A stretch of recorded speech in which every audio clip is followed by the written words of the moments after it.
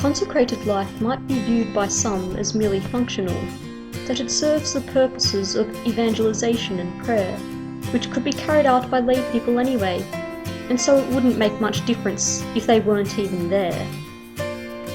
Well, it is true that consecrated people do serve a functional role, and that they do perform a great deal of evangelization in the world.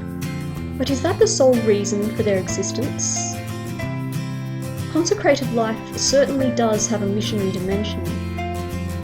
The evangelical nature of its witness indicates that it is something which is not isolated, but rather affects the whole church in the world.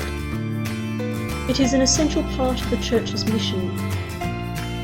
Consecrated people's love of God gives them a love for others, and a desire to preach the gospel to those who do not yet know it.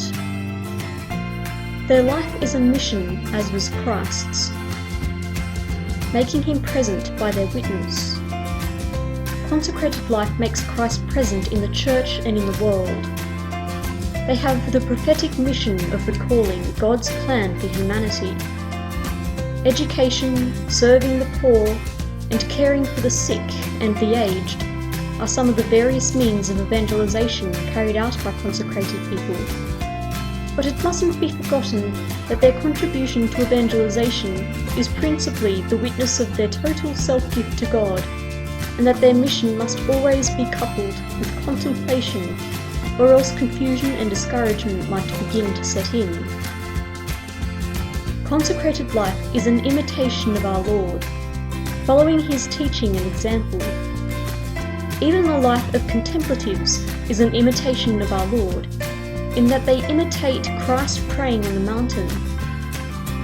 By this closer following of Christ, it holds the highest place in the church. It is essential to the life of the church, since the church would not conform to the intentions of Christ when he founded it, if it was only made up of clergy and laity.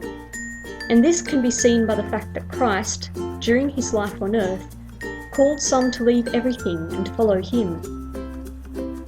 It proclaims and anticipates the coming of the kingdom of heaven, and all of its functional roles are merely overflows from this.